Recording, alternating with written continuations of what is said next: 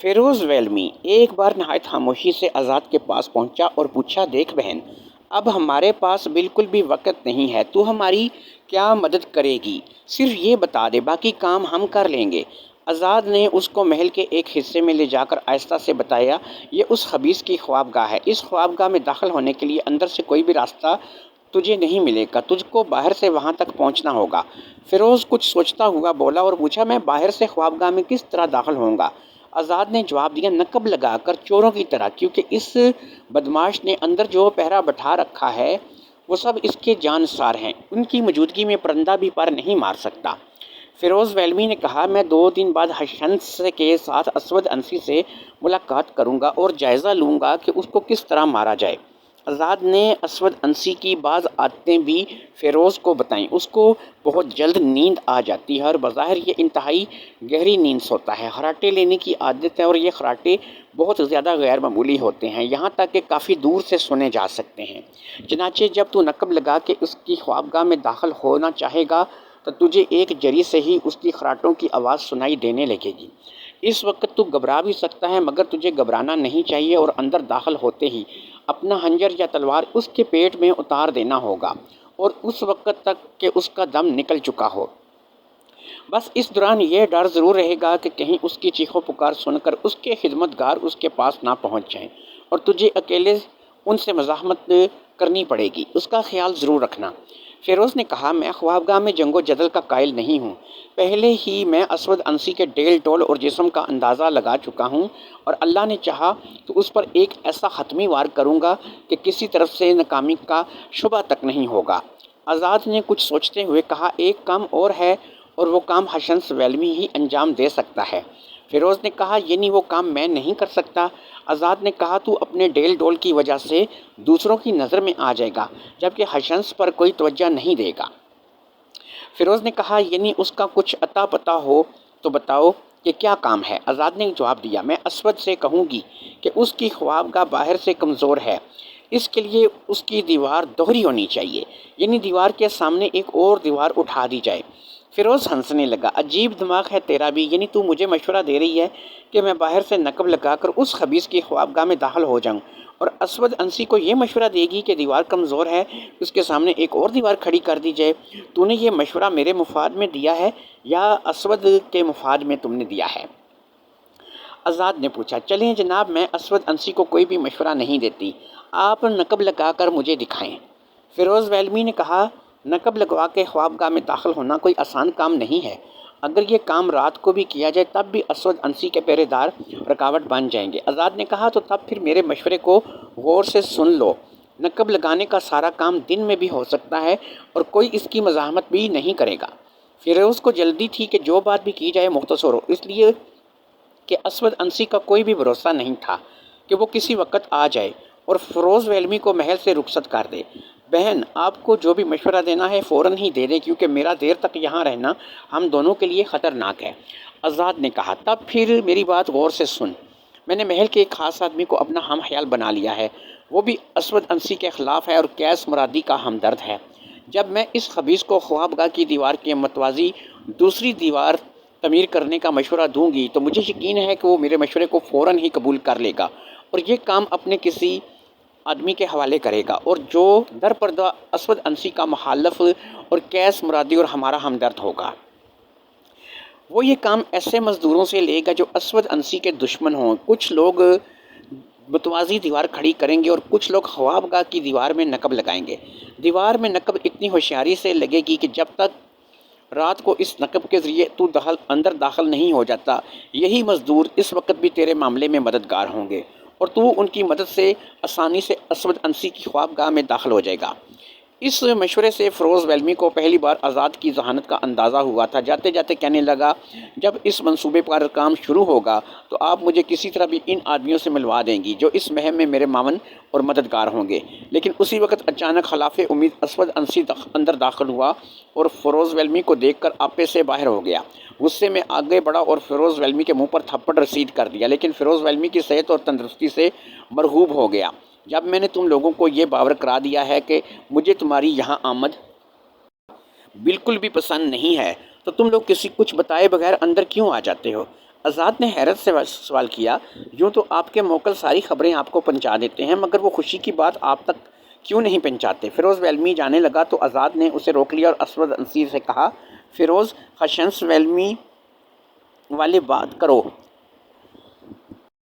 خشنس whelm جانے والا ہے، وہ آپ کے لیے وہاں دین کا کام کرے گا۔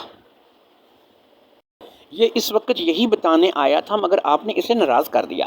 اسود انسی نے کہا، لیکن یہ دونوں بھی تو ابھی تک بے دین ہیں اور انہوں نے ابھی تک میری نبوت کا اقرار نہیں کیا، اور پھر میرے دین کے لیے کیا کام کریں گے؟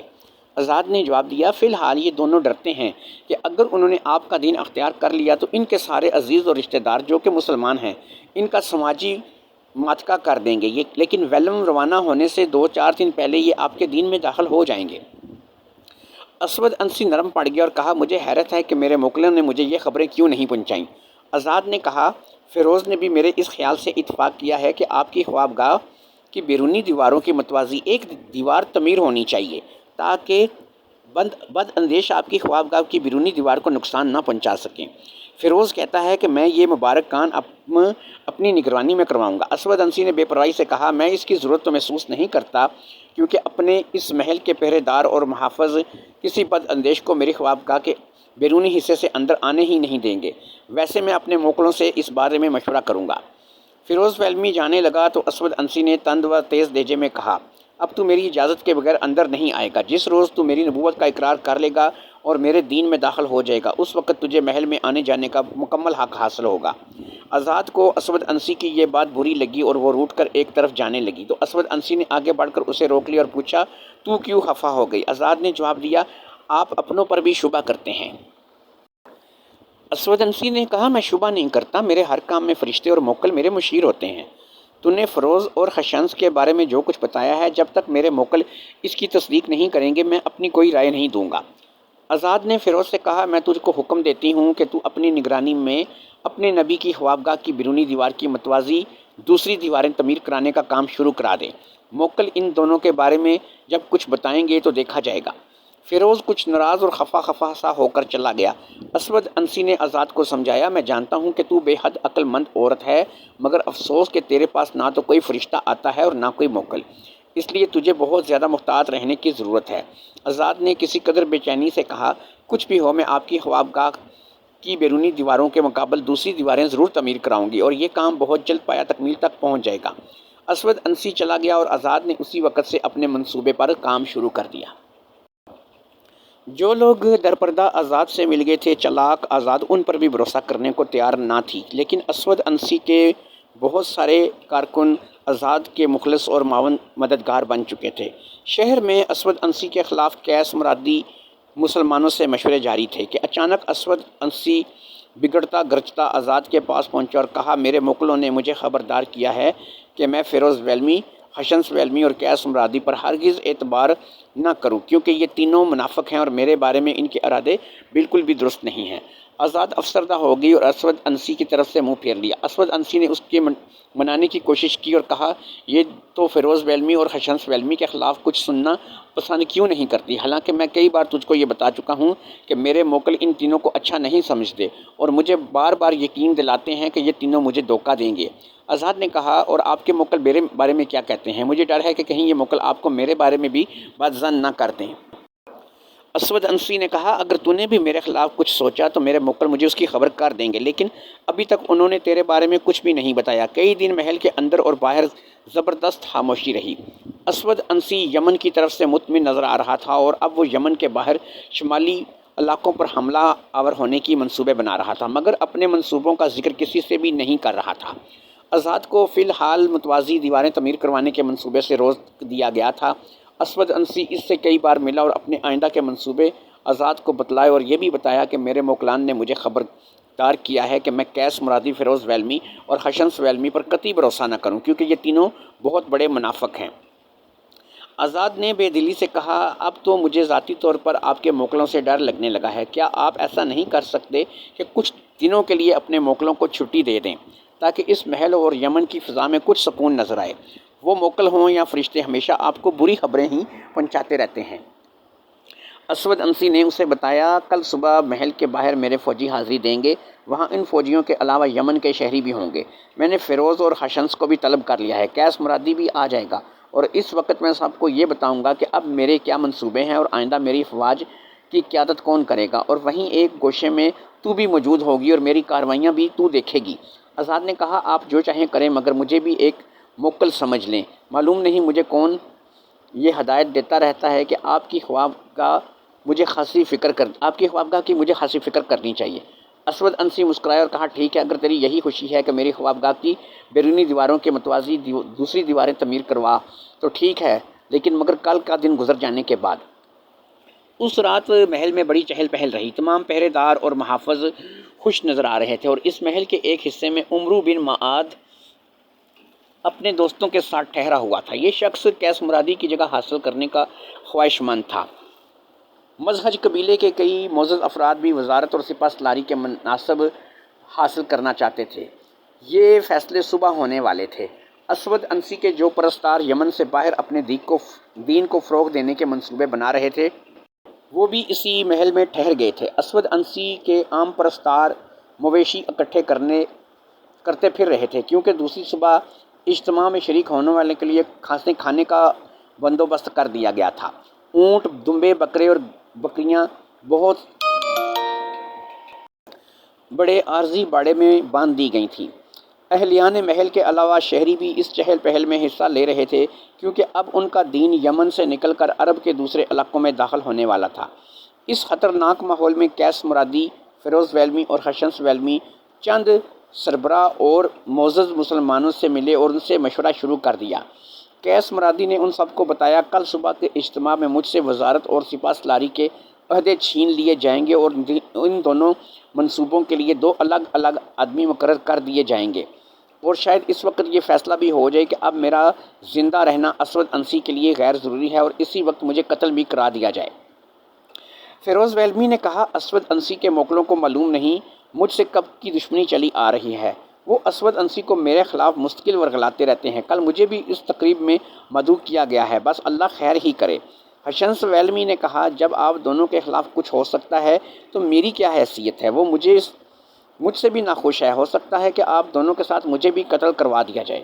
مسلمانوں نے اپنی تشویش ظاہر کی اور کہا ہمیں یہ ڈر ہے کہ کل اسود انسی کے جنونی ہمارے گھروں کا رخ کریں گے اور لوٹ مار شروع کر دیں گے۔ جو بھی صبح سے ہم نے مویشی چھپا رکھے ہیں، کل معلوم نہیں ہم پر کیسی قیامت گزرے گی۔ اگر ان سے جنگ کرنا چاہیں تو ہم جنگ کرنے کی اجازت نہیں دی جائے گی، کیونکہ ہم مدینے کے تابع ہیں۔ مدینے کی طرف سے یہاں جو لوگ فائز ہیں وہ ہمیں روک سکتے ہیں کہ ہم اپنی طرف سے جنگ کا آغاز نہ کریں۔ قیس مرادی نے بالکل اسی مویشی کی طرح بے قراری ظاہر کی جسے اپنے ذبح کیے جانے کا یقین ہو چکا ہو۔ اگر آپ لوگ کل تک کچھ نہ کر سکے تو میں قتل کر دیا جاؤں گا، اور اب میں پچھتا رہا ہوں کہ میں نے تم لوگوں سے میل جول کر کے اپنے لیے اچھا نہیں کیا۔ فیروز ویلمی نے کہا قیس مرادی تو ہم پر الزام نہ لگا، کیونکہ تو نے ہمیں خاصا نقصان پہنچایا ہے۔ یمن کے مختلف علاقوں میں مسلمانوں سے جو جنگیں لڑی گئی ہیں، اس میں ہمارے دشمن کی طرف سے تو سپہ سالاری کر رہا تھا، اور جتنا نقصان مسلمانوں کو تو نے پہنچایا ہے کسی اور نے نہیں۔ قیس مرادی نے جواب دیا لیکن پھر میری وجہ سے مسلمانوں کے خلاف جنگوں کا سلسلہ بند بھی تو ہوا ہے۔ مجھے اقرار ہے میں نے مسلمانوں پر ظلم کیے تھے، اس پر تہ دل سے شرمندہ ہوں اور توبہ کر لی کہ اب میں مسلمانوں کو نقصان نہیں پہنچاؤں گا۔ تم لوگ میرے اس جذبے کی تو قدر کرو۔ فیروز ویلمی نے کہا تو نے اسود انسی کی مخالفت اسی لیے مول لی کہ اسود انسی ضرورت سے زیادہ مغرور ہو چکا ہے، اور اب وہ اپنے جانثاروں کو وہ عزت نہیں دیتا جیسی پہلے دیا کرتا تھا۔ بس اس کے اس تکبر نے تیرے دل میں اسود انسی کے خلاف نفرت پیدا کر دی اور تو ہم سے مل کر اسود انسی کے خلاف درپے آزاد ہو گیا۔ حشنس ویلمی نے ان دونوں کو منع کیا کہ وہ ان فضول باتوں میں اپنا وقت برباد نہ کریں۔ اب اگر قیس مرادی ہمارا دوست بن گیا ہے تو ہمیں اس کی قدر کرنی چاہیے۔ ایک معزز مسلمان بھی حشنس ویلمی کی تائید کی اور کہا کل اگر واقعی قیس مرادی کی زندگی خطرے میں ہے تو کل اسود انسی کے اجتماع میں ہر شخص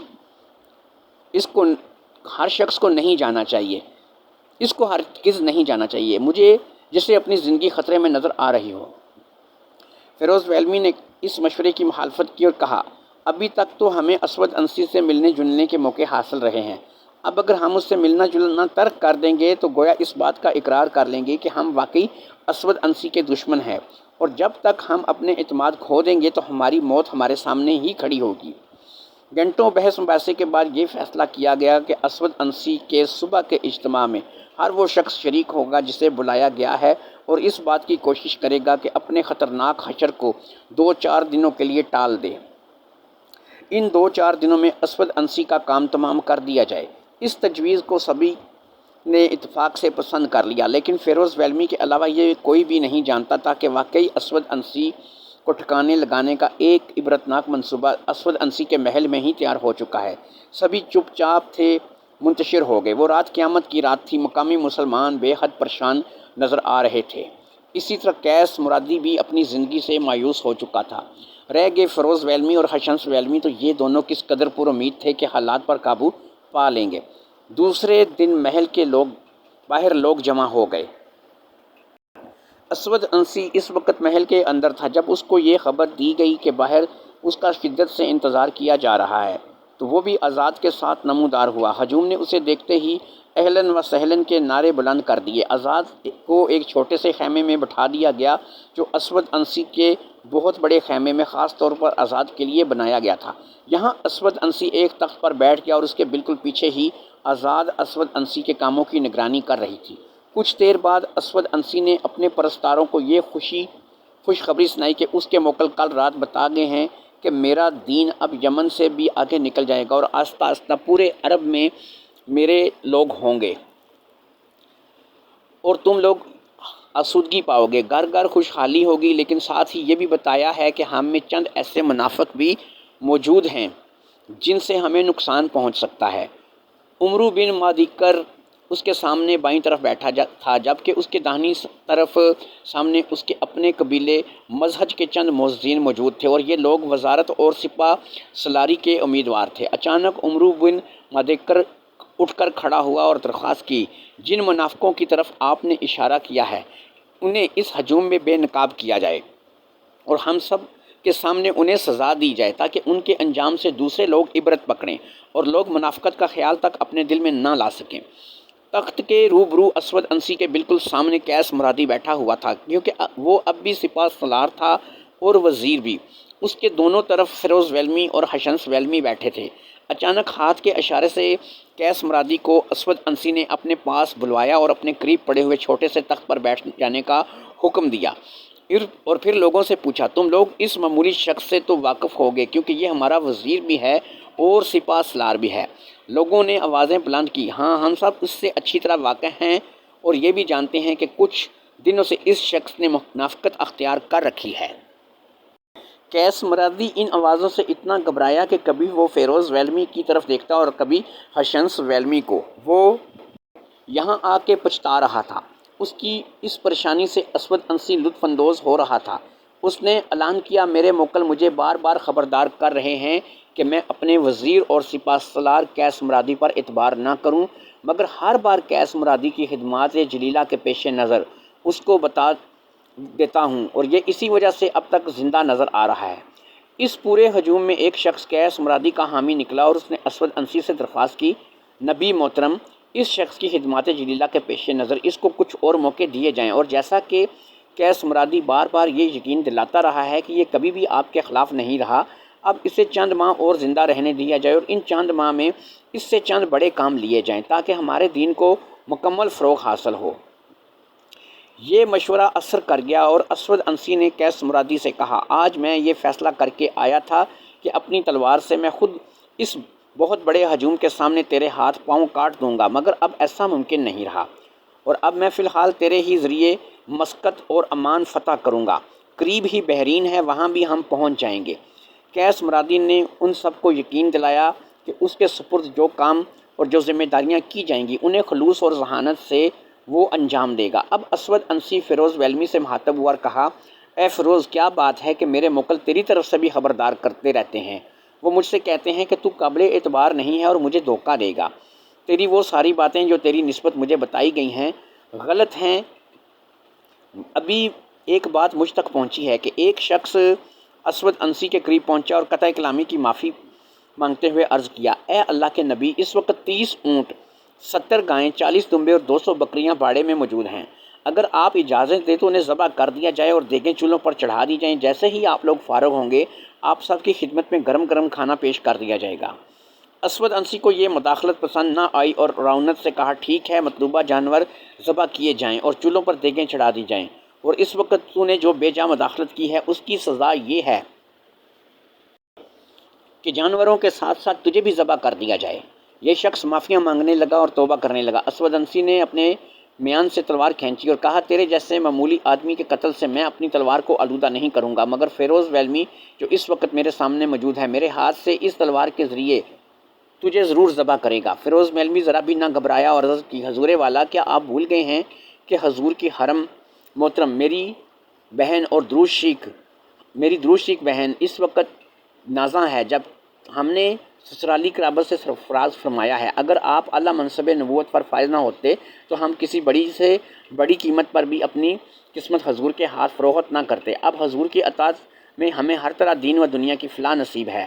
اچانک ہجوم میں ایک شخص اٹھ کر کھڑا ہوا، عرض کیا، سرکار، یہ فیروز ویلمی آپ کا جانی دشمن ہے اور آپ اس کی دھوکہ بازیوں میں مت آئیں۔ فیروز ویلمی نے اس شخص سے پوچھا، تجھ کو میرے ارادوں کی خبر کس طرح ہوئی اور جو تو یہ چغلی کھا رہا ہے، اور تجھے کیا الہام ہوا ہے یا تیرے پاس بھی فرشتے اور موکل آتے ہیں اور غلط سلط خبریں دے کر چلے جاتے ہیں؟ اسود انسی نے کہا، اے فیروز، میں سچ کہتا ہوں، میرا دل تیری طرف سے صاف نہیں ہے۔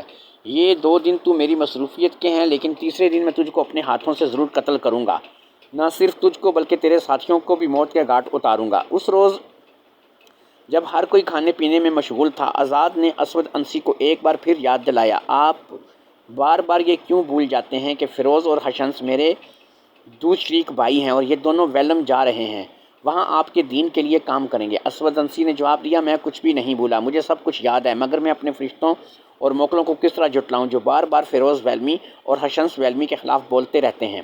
اگر میں اپنے موکلوں اور فرشتوں کو منع کروں کہ یہ شخصیاں دونوں وہ نہیں ہیں جو تم مجھے بتا رہے ہو، تو یہ دونوں ویلم جا کر میرے دین کے لیے بڑے بڑے کام سر انجام دیں گے، تو وہ میری بات ماننے کے لیے تیار نہیں ہوں گے۔ بہرحال یہ بات میں چند دنوں کے بعد اس کے بعد معلوم ہو جائے گی کہ کون سچا ہے اور کون جھوٹا ہے۔ آزاد نے پھر وہی بات دہرائی اور زور دیا کہ اب خوابگاہ کے بیرونی دیواروں کو متوازی ایک اور دیوار تعمیر کی جائے، کیونکہ پورے محل میں آپ تک پہنچنا کسی کے بس کی بات نہیں ہے، بس محل کا وہی حصہ خطرناک ہے۔ اسود انسی نے کہا، ٹھیک ہے، جیسا تو کہتی ہے ویسا ہی کارو، جتنے مزدور اس کام کے لیے درکار ہیں وہ میرا متقد آپ تمہیں فراہم کر دے گا۔ آزاد نے اس کام میں ذرا سی بھی سستی نہیں کی اور اسی وقت متقد کے ذریعے مزدوروں کا انتظام کیا۔ اب اسے فیروز ویلمی اور حشنس ویلمی کی سخت ضرورت تھی، کیونکہ ان دونوں ہی کو کسی وقت بھی اسود انسی کی خوابگاہ میں کسی طریقے سے پہنچانا تھا۔ اسود انسی اپنے مستقبل کے منصوبوں کی تکمیل میں مشغول تھا، اسے اتنی فرصت بھی نہیں ملتی تھی کہ وہ متوازی دیوار پر توجہ دیتا اور ایک بار ہی جا کر یہ دیکھتا کہ اس کی دیواروں کی تعمیر کے ساتھ ہی اس کی خوابگاہ میں کتنی ہوشیاری سے نقب لگائی جا رہی ہے۔ فیروز ویلمی اور حشنس ویلمی نے اپنی جانوں کے خوف سے آزاد سے ملنا جلنا ترک کر دیا تھا، لیکن دونوں کو اس منصوبے کا اچھی طرح سے علم تھا، اس لیے کہ کسی ایک کی آزاد سے ملاقات اب ضروری تھی۔ آخر فیروز ویلمی نے حشنس ویلمی سے کہا، میں اس منصوبے کا آخری کردار ہوں، تو موقع محل دیکھ کر آزاد کے پاس جا کر معلوم کر کے مجھے کس رات اسود انسی کی خوابگاہ میں داخل ہونا ہے۔ حشنس ویلمی نے خوفزدہ لہجے میں کہا، ٹھیک ہے، آج میں کسی وقت آزاد سے ملوں گا، لیکن یہ ضروری نہیں ہے کہ میں واپس آ کر تجھے یہ بتاؤں کہ تو کس رات اسود انسی کی خوابگاہ میں داخل ہوگا اور اپنا کام انجام دے گا، کیونکہ محل میں قتل بھی کیا جا سکتا ہے۔ فیروز ویلمی نے اسے تسلی دی اور کہا، ہم جو کچھ کر رہے ہیں اپنے لیے نہیں کر رہے، بلکہ اس کے پیچھے اسلامی روح اور جذبہ کار فرما ہے، اللہ کے رسول صلی اللہ علیہ وآلہ وسلم کی خوشنودی مطلوب ہے، جھوٹی نبوت کے اس فتنے کو اس دنیا سے ناپید کرنا ہے۔ واللہ میں نے اس سے زیادہ جھوٹا آدمی نہیں دیکھا، ہمیشہ یہ شخص فرشتوں اور موکلوں کی بات کرتا ہے اور یہ ہمارے بارے میں تو ساری خبریں پہنچا دیتے ہیں، لیکن انہیں تیسرے کے بارے میں کچھ بھی معلوم نہیں۔ کمال تو یہ ہے کہ اسود انسی کا خاص آدمی بھی آزاد کے ساتھ مل چکا ہے اور اسود انسی کے خلاف سازش میں شریک ہے، مگر فرشتوں اور موکلوں نے اس کے بارے میں کبھی اسود انسی کو کچھ بھی نہیں بتایا۔ بہرحال حشنس ویلمی اپنی جان ہتھیلی پر لیے ہوئے آزاد سے ملنے اس کے محل میں پہنچ گیا اور پوچھا، اب فیروز کو کب نقب زدہ حصے سے داخل ہو کر اسود انسی کی خوابگاہ میں داخل ہونا ہوگا، کیونکہ اب ہمارے پاس اتنا وقت بھی نہیں ہے کہ اپنی جانیں بچا کر یہاں سے فرار ہو جائیں۔ اسود انسی کے آدمی ہماری مسلسل نگرانی کر رہے ہیں اور اس دوران میں کسی وقت بھی اس کا فرمان ہماری گردن زنی دونوں کی ہلاکت کا سبب بن سکتا ہے۔ آزاد نے جواب دیا، آج کل اسود انسی بہت چکنا اور ہوشیار ہو چکا ہے۔ محل کے اندر ہر جگہ پہرا اور چوکی موجود ہے۔ اگر کوئی شخص محل میں داخل ہو کر اسود انسی تک پہنچنا چاہے تو اسے یہاں کی ہر دروازے پر 2-4 پہرے دار ضرور ملیں گے، لیکن خوابگاہ کے باہر کوئی پہرا نہیں ہے۔ بس وہیں سے نقب لگا کے اندر داخل ہوا جا سکتا ہے، اور میرے علم کے مطابق آج رات فیروز وہاں سے اندر آ سکتا ہے اور اسود انسی کو ٹھکانے لگا سکتا ہے۔ کسی نے اسود انسی کو خبر کر دی تھی کہ خشنس ویلمی آزاد سے باتیں کر رہا ہے۔ اسود انسی غضبناک حالت میں اندر داخل ہوا اور خشنس سے دریافت کیا، تو یہاں کیوں آیا ہے؟ خشنس نے جواب دیا، آزاد میرے چچا کی بیٹی ہے اور میں نے اس کی ماں کا دودھ پیا ہے، کیا میں اپنی بہن سے نہیں مل سکتا؟ اسود انسی نے اشتعال انگیز لہجے میں کہا، ضرور مل سکتا ہے۔ یہ کہہ کر خشنس کو ایک زوردار گھونسا رسید کیا، جس سے وہ نیچے گر گیا۔ آزاد نے خلاف توقع چیخنا چلانا اور شور مچانا شروع کر دیا۔ اسود انسی کا غصہ جاتا رہا، وہ آزاد سے ڈر گیا اور کسی مجرم کی طرح ہاتھ باندھ کے اس کے سامنے کھڑا ہو گیا۔ آزاد نے ناک منہ چڑھائی اور اسود کو ڈانٹا، تو نے میرے دوشریک بھائی کو مارا جو اپنی بہن سے ملنے آیا تھا، مجھے تجھ سے اس سلوک کی امید نہیں تھی۔ اسود انسی خود کو مجرم محسوس کر رہا تھا۔ اس نے خشنس کو چھوڑ دیا اور آزاد سے معذرت کرنے لگا، بمشکل اپنا قصور معاف کروایا۔ خشنس نے موقع سے فائدہ اٹھایا اور چپ چاپ ہی محل سے باہر نکل گیا۔ باہر نکل کر وہ اپنے دوستوں سے ملا اور پٹنے کی داستان سنائی۔ خشنس کے اندر محل کے پہرے داری اور مخالفت کی کچھ ایسی منظر کشی اس کے دوست اسود انسی سے خوف زدہ ہو گئے۔ اب انہیں یہ یقین ہو گیا تھا کہ اسود انسی اپنی حفاظت کا مسلمانوں سے ضرور بدلہ لے گا۔ اس نے سب فرار کا منصوبہ بنا لیا۔ ان سب لوگوں نے فرار کا منصوبہ بنا لیا۔ یہ لوگ فرار کے منصوبے بنا رہے تھے کہ ایک شخص خشنس کو تلاش کرتا ہوا آیا۔ خشنس نے اسے پہچان لیا، یہ آزاد کا غلام تھا۔ یہ غلام خشنس کو ایک طرف لے گیا اور کہا، مجھے میری مالکن نے بھیجا ہے اور یہ پیغام دیا ہے کہ ہم دونوں کے درمیان جو بات چیت طے پا گئی ہے اس میں سستی نہ اختیار کی جائے۔ خشنس نے اپنا گال سہلاتے ہوئے کہا، مجھے اسود انسی کا یہ گھونسا ہمیشہ یاد رہے گا۔ میرا جبڑا ٹیڑھا ہو گیا اور میری بتیسی ہل گئی ہے، میرے سینے میں بھی آتش انتقام بھڑک رہی ہے۔ میں طے شدہ منصوبے کو کسی طرح بھول سکتا ہوں۔ ابھی خشنس کی ملاقات فیروز سے نہیں ہو سکی تھی کہ غلام نے خشنس سے کہا، اس منصوبے پر فیروز کو عمل کرنا ہے، اس لیے میرے ساتھ فیروز کے پاس چلو اور میرے سامنے اس سے بات کرو۔ خشنس اٹھا اور فیروز کو تلاش کرنے لگا۔ جب ان دونوں کی ملاقات فیروز سے ہو گئی تو خشنس نے فیروز کو اپنی پوری کہانی سنا دی اور کہا، آج رات اس فتنے کا سر کچل دیں گے۔ غلام نے فیروز سے کہا، جناب آپ کو آج رات جس منصوبے پر عمل کرنا ہے مالکن نے فرمایا ہے اس پر عمل کرنے سے پہلے مالکن سے ایک بار محل میں ضرور ملاقات کر لیں۔ فیروز نے غلام کو جواب دیا، تو اپنی مالکن سے جا کر کہہ دے آج میں کسی وقت بھی آ کر ملوں گا اور آخری بار منصوبہ بندی ہو جائے گی۔ غلام واپس چلا گیا۔ خشنس نے اپنا سر سہلاتے ہوئے کہا، میں اس موقع کو ہمیشہ یاد رکھوں گا، آپ بھی ذرا ہوشیار رہیے گا۔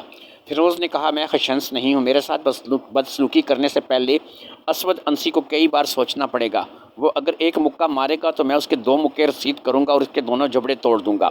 فیروز نہایت صحت مند نوجوان تھا۔ وہ اسی وقت آزاد کے پاس پہنچ گیا۔ آزاد اس کو اتنی جلدی اپنے سامنے دیکھ کر بہت خوش ہوئی اور کہا، اب ہمارے پاس زیادہ باتیں کرنے کا وقت نہیں ہے، اس لیے کسی تمہید کے بغیر سمجھ لے کہ آج رات تو نے اپنے منصوبے پر عمل کرنا ہے، اور یہ سمجھ لے کہ آج تو اگر ناکام رہا تو پھر زندگی بھر ایسا دوسرا موقع تجھے نہیں ملے گا۔ فیروز نے کہا، بہن آپ اطمینان رکھیے، میں اپنے مقصد میں ناکام ہوا تو اپنی جان دے دوں گا تاکہ لوگ مجھے ناکامی کا طعنہ نہ دیں۔ اسود انسی کو لوگوں نے خبر دے دی کہ فیروز بھی آزاد سے ملاقات کرنے آیا ہوا ہے۔ اسود انسی غصے میں لال ببوکا آزاد کے پاس پہنچا تو دیکھا کہ وہ فیروز سے باتیں کر رہی ہے۔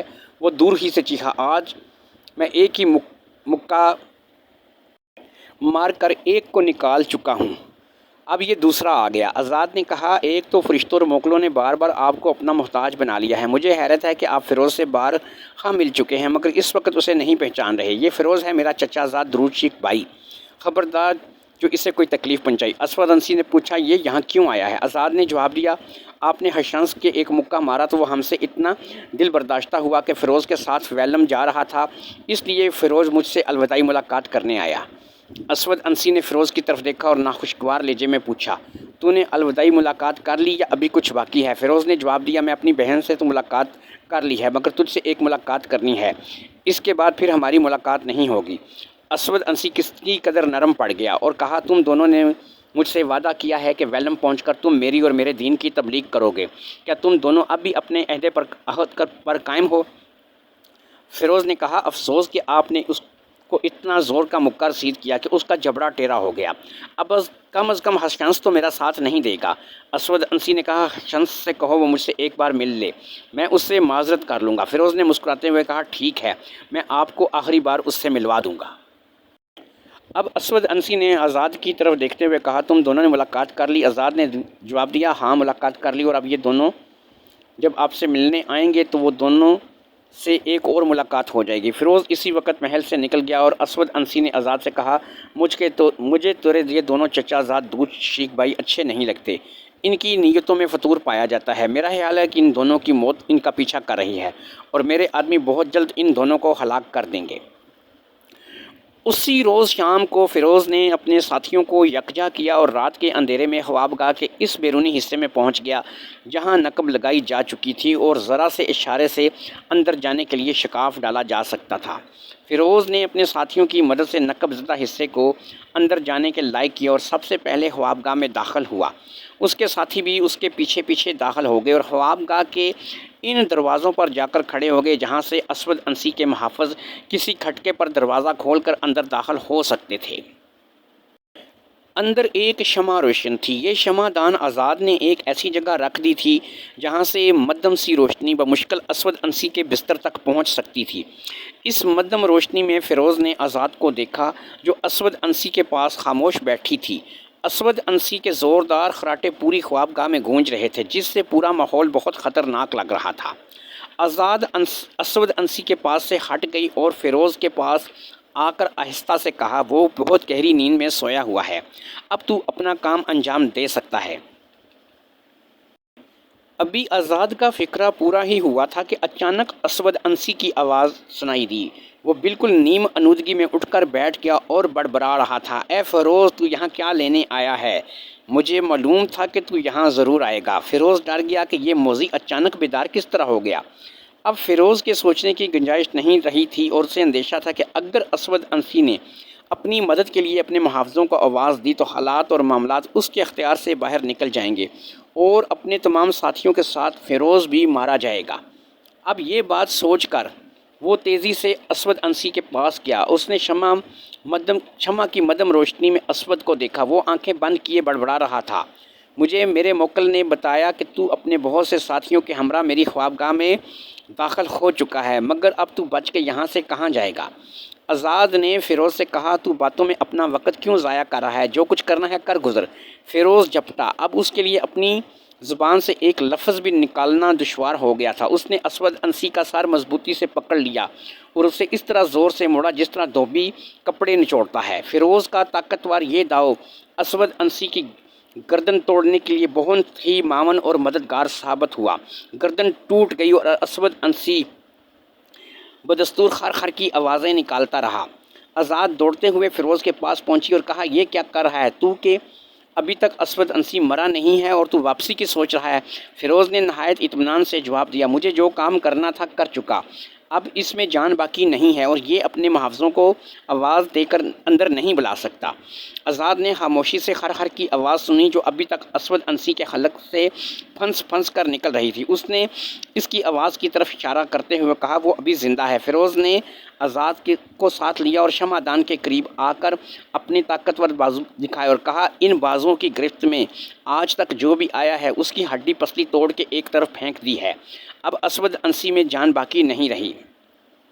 آزاد نے ڈرتے ڈرتے اسود انسی کی گردن کو ٹٹول کر دیکھا تو وہ ٹوٹ چکی تھی، اس کا منہ کا ڈھکن کھل چکا تھا۔ آزاد خوشی سے پاگل ہو گئی اور بآواز بلند کہا، موذی مارا گیا، فتنے کا خاتمہ ہوا۔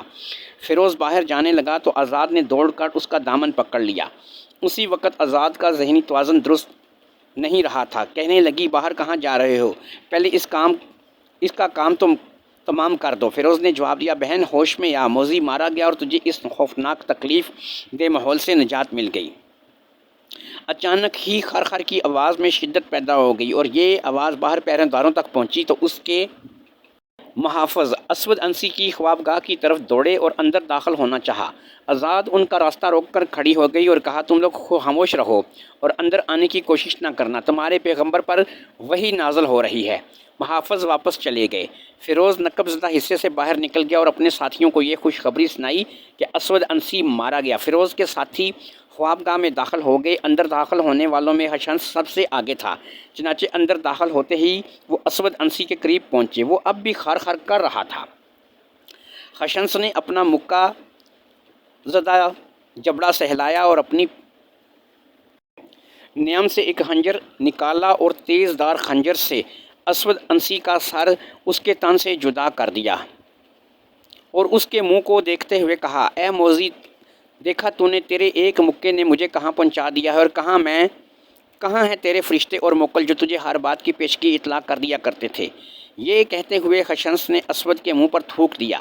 یہ لوگ خوابگاہ بند کر کے اپنے اپنے گھروں کو چلے گئے اور صبح فجر کی نماز کے بعد سب بیٹھ کر یہ سوچنے لگے کہ اسود انسی کی موت کی خبر کس طرح پھیلائی جائے۔ بالآخر حشنس کو حکم دیا گیا کہ وہ مسجد کے مینار پر چڑھ کر اذان دے اور اسی اذان میں اشہد ان لا محمد رسول اللہ کے بار بار اعلان کرے کہ میں گواہی دیتا ہوں کہ اسود جھوٹا ہے۔ اس پر عمل ہوا تو تہلکہ مچ گیا۔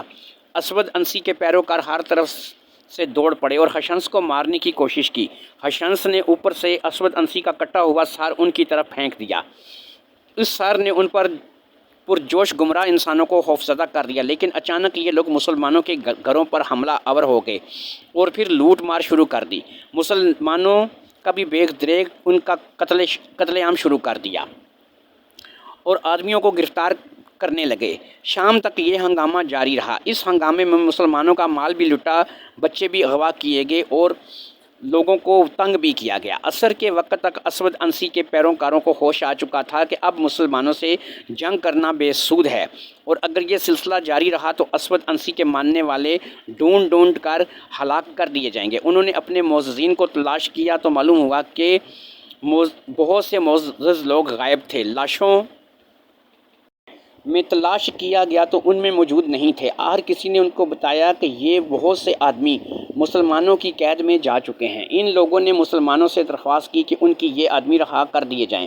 فیروز اور حشنس نے ان مطالبہ کرنے والوں سے کہا، تم لوگ ہمارا لوٹا ہوا مال اور ہمارے اغوا کیے ہوئے بچے واپس کر دو، ہم تمہارے آدمیوں کو رہا کر دیں گے۔ دونوں اس معاہدے کی روح سے مال اور بچے مسلمانوں کو واپس کر دیے گئے۔ دوسری طرف سے اسود انسی کے پرستاروں کو بھی رہا کر دیا گیا۔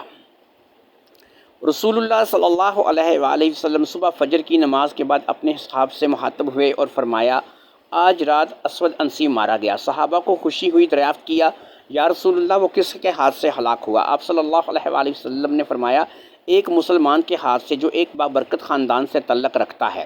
صحابہ نے عرض کیا، یا رسول اللہ اس کا نام کیا ہے؟ آپ صلی اللہ علیہ وآلہ وسلم نے جواب دیا، فیروز۔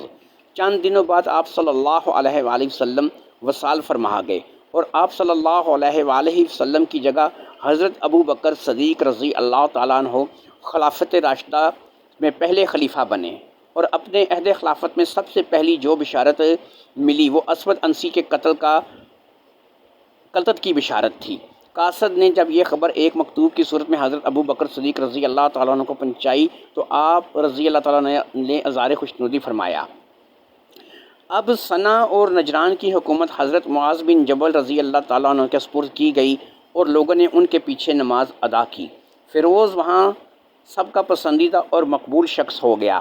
جدھر جاتا ہاتھوں ہاتھ لیا جاتا۔ کہیں کہیں مضافات میں اسود انسی کے ماننے والے اب بھی نمودار ہوتے، لوٹ مات کرتے، مسلمانوں کو ستاتے، لیکن جب مسلمان ان کے مقابلے میں پہنچے تو وہ بھاگ جاتے۔ کہتے ہیں کہ اسود انسی نے قرآن پاک کے مقابلے میں اپنی الگ صورتیں بھی گھڑ لی تھیں، جنہیں ان کے پیروکار مقدس صورتیں اور مقدس آیتیں خیال کرتے تھے۔ آہستہ آہستہ ان کا زور ٹوٹتا چلا گیا، لیکن حضرت ابو بکر صدیق رضی اللہ تعالیٰ عنہ کے دور خلافت میں فتنہ ارتداد نے سر اٹھایا تو اسود انسی کے ماننے والوں نے مرتدین کا ساتھ دیا اور بڑے ہنگامے کیے، لیکن یہ فتنہ بھی آخر کار حضرت ابو بکر صدیق نے کچل دیا، اور آج ہمیں ان کے بارے میں کتابوں سے ہی معلوم ہوتا ہے۔ اسود انسی اور اس کے ماننے والے اب قصہ بن چکے ہیں اور دنیا کے لیے وہ نمونہ عبرت بن چکے ہیں۔ اسود انسی اور اس کے ماننے والوں کا یہی انجام ہوتا ہے۔ یہ کافر مرتد جو کہ ایک جھوٹا نبی تھا، جس نے جھوٹی نبوت کا دعویٰ کیا تھا، اصل میں اس نے اپنے کچھ ریاستوں اور چلوں کی مدد سے کچھ جنات کو اپنے تابع کر لیا تھا، جو کہ خبیث صفت شیطانی جنات تھے، لیکن وہ خبیث صفت شیطانی جنات اس کو اچھی بری خبریں دیا کرتے تھے، جن کو یہ اپنے موکل کہہ کر ظاہر کیا کرتا تھا۔ یہ وہی موکلات اور جنات تھے جن کے یہ حوالے اکثر اپنی کہانیوں میں لوگوں کو دیا کرتا تھا۔ اس اسود انسی کے خاتمے میں جہاں مسلمانوں نے اور فیروز ویلمی نے اتنا بڑا کردار ادا کیا، وہاں پر جب اس کی موت آئی تو کوئی بھی چیز اس کے کام نہیں آ سکی، کوئی جن کوئی موکل اس کی جان نہیں بچا سکا۔ آج کے اس دور میں بھی بہت سارے ایسے خبیث صفت لوگ موجود ہیں کہ جنہوں نے شیطان کو اپنا استاد بنا کر شیطان کی عبادت اور ریاضت کر کے کالے علم اور گندی چیزوں کی مدد سے اپنی اس اجارہ داری کو بالکل اسود انسی کی طرح قائم کر رکھا ہے۔ وہ لوگ اپنے آپ کو آج کے دور میں بزرگ اور پتہ نہیں کیا کیا کہلواتے ہیں، لیکن ان کے کام شیطانوں جیسے ہیں اور وہی کام کرتے ہیں جیسا کہ اسود انسی کرتا تھا۔ نماز روزہ دین ان سے کوسوں دور ہے، وہ صرف اپنے سفلی خواہشات کی تکمیل کے لیے بیٹھے ہوئے ہیں اور خود کو وہ بزرگ اولیاء اور پتہ نہیں کیا کیا کہلواتے ہیں۔ میں یہ نہیں کہتا کہ بزرگ اولیاء نہیں ہوتے، بزرگ اولیاء سے یہ دنیا بھری پڑی ہے، لیکن انہی چیزوں سے فائدہ اٹھاتے ہوئے کچھ لوگ جعلی عمل نجومی اور پتہ نہیں کیا کیا بن بیٹھے ہیں۔ کالا علم کرنا اور کالے علم کی باتیں کرنا اور کالے علم سے فائدے اور نفع حاصل کرنا، یہ آج کل کے دور کی ایک عام بیماری بن چکی ہے۔ آج بھی کئی اسود انسی کسی نہ کسی روپ میں ہمارے ملک میں اور ہمارے ملک سے باہر دوسرے ملکوں میں بھی بیٹھے ہیں۔ وہ کوئی نہ کوئی دعویٰ آج بھی کرتے ہیں، نبوت کا دعویٰ نہ صحیح، لیکن کسی نہ کسی شیطانی دعوے میں وہ آج بھی ہمارے ساتھ ہیں۔ اس وقت تو نبی علیہ الصلوۃ والسلام صلی اللہ علیہ وآلہ وسلم اور حضرت ابو بکر صدیق رضی اللہ تعالیٰ عنہ نے اس فتنے کو کچل دیا اور یہ فتنہ مسلمانوں کی وجہ سے کچلا گیا، لیکن اب آئندہ آنے والی دنیا تک بہت سے اسود انسی پیدا ہوتے رہیں گے اور طرح طرح کے دعوے کرتے رہیں گے۔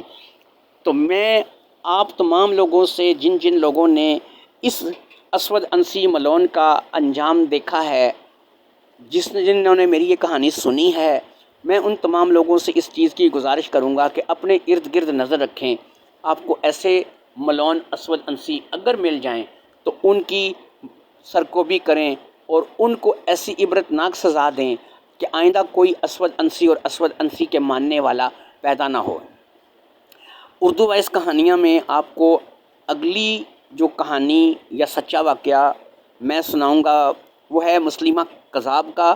مسلمہ کذاب ایک ایسا شخص تھا جس نے نبی علیہ الصلوۃ والسلام صلی اللہ علیہ وآلہ وسلم کے وصال کے بعد نبوت کا دعویٰ کیا تھا، اور اس نبوت کے دعوے میں اس نے بھی جو اپنا وقت گزارا، اس کا کیا انجام ہوا اور کس طریقے سے وہ اپنے انجام کو پہنچا اور اللہ تعالیٰ نے اس سے کس عذاب میں مبتلا کیا اور وہ واصل جہنم کیسے ہوا، یہ انشاءاللہ آپ کو اپنی اگلی کہانی میں ضرور بتاؤں گا۔ یہ سچا واقعہ، یہ سچی داستان انشاءاللہ تعالیٰ اب میں بہت جلد آپ لوگوں کی خدمت میں پیش کروں گا۔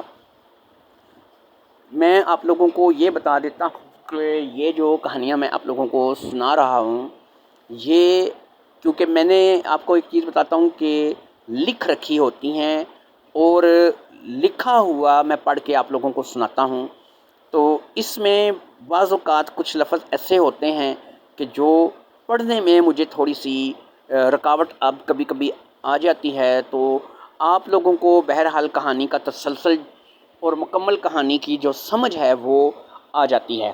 میں نے اس سے پہلے اسود انسی ملون کا ایک حصہ پہلے پوسٹ کیا تھا، اور اب میں نے دوسرا حصہ اسی کہانی کا پوسٹ کیا ہے۔ تو انشاءاللہ تعالی آپ کو یہاں پر ہماری اردو وائس کہانیاں میں ایسی کہانیاں ملتی رہیں گی جو کہ آپ کی معلومات کے لیے، آپ کے بچوں کی معلومات کے لیے، آئندہ آنے والی ہمارے نسلوں کے لیے بہت ہی مفید ہوں گی۔ ہر مسلمان بچے کا یہ جاننا ضروری ہے کہ ہمارا جو دین ہے اسلام، اس کی کیا اہمیت ہے، ہم لوگ مسلمان کی حیثیت سے کیا ہیں اور کیا تھے۔ تو یہ سب کچھ معلومات کے لیے آپ لوگوں کو میرا چینل وزٹ کرنا ہوگا، دیکھنا ہوگا، اور یہاں پر آپ لوگوں کو انبیاء کرام کے داستانیں بھی ملیں گی، جھوٹے نبیوں کے قصے بھی ملیں گے، ولیوں کے بارے میں بھی بتایا جائے گا، آپ بیتی جگ بیتی کہانیاں بھی سنائی جائیں گی، اور ایسے ایسے قصے اور کہانیاں بھی سنائی جائیں گی۔ بچوں کے لیے شہزادوں کی، ٹارزن، عمر و عیار کی کہانیاں بھی پیش کی جائیں گی۔ تو تمام دوستوں سے، بھائیوں سے میری یہ گزارش ہے کہ جن جن لوگوں کو میری یہ کہانیاں پسند آئیں وہ میری کہانی کو لائک کریں، سبسکرائب کریں میرے چینل کو، بیل آئیکن کے بٹن کو دبائیں، اور زیادہ سے زیادہ میرے اس چینل پر آئیں۔ میں آپ لوگوں کو یہ بتاتا چلوں کہ یہ ایک فیملی چینل ہے۔ بچے، بزرگ، مائیں، بہنیں، بیٹیاں، کوئی بھی میری اس کہانی کو سن سکتا ہے۔ کسی کو بھی اس میں الحمدللہ کسی قسم کی گندگی نہیں ملے گی، کوئی گندی ذہنیت نہیں ملے گی۔ جیسا کہ آج کل ایک ٹرینڈ ہے ہمارے یہاں یوٹیوب پر، لوگ اخلاق سے گری ہوئی ایسی کہانیاں پوسٹ کرتے ہیں کہ جس میں گندی ذہنیت صاف صاف نظر آتی ہے۔ تو میں یہاں پر آپ لوگوں کو اس کے برعکس اچھی کہانیاں، فیملی کے لیے کہانیاں، بچوں کے لیے کہانیاں، بڑوں کے لیے کہانیاں، یہ چیزیں میں اپنے چینل پہ آپ لوگوں کو دکھا رہا ہوں، پوسٹ کر رہا ہوں۔ امید کرتا ہوں کہ آپ لوگوں کو یہ قصہ جو میں نے 2 حصوں میں پیش کیا ہے، یہ اس کا آخری حصہ ہے۔ تو دونوں حصوں میں جب آپ اسے جوڑ کے پڑھیں گے تو آپ کو مکمل طور پہ پتہ چل جائے گا کہ یہ اسود انسی ملون کون تھا، اور اس کی پوری داستان، پورا قصہ اس کے مرنے تک کا میں نے آپ لوگوں کو سنا دیا ہے۔ اور میں نے آپ کو یہ بھی بتا دیا ہے کہ اس نے کچھ چلے وغیرہ کاٹ کے، کچھ ریاستیں کر کے، کچھ جنات جو کہ خبیث صفت جنات تھے اپنے قابو میں کر رکھے تھے، اور ان سے یہ بہت سی معلومات لیتا رہتا تھا۔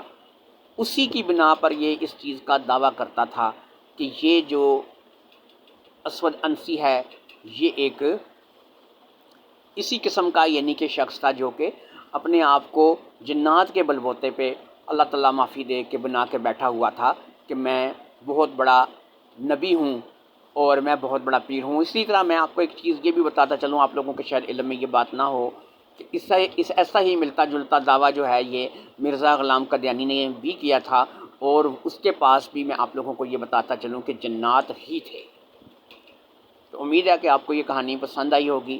آج کی کہانی سے مجھے اجازت دیجیے، انشاءاللہ تعالی کل ایک نئی کہانی کے ساتھ ملاقات ہوگی، اور اب میں ایک بچوں کی سیریل شروع کروں گا تاکہ اب ذرا بچے خوش ہو جائیں، اس کے بعد پھر میں بڑوں کے لیے ایک کہانی پوسٹ کروں گا۔ آج کی کہانی سے اجازت دیجیے، اللہ حافظ، السلام علیکم ورحمۃ اللہ وبرکاتہ۔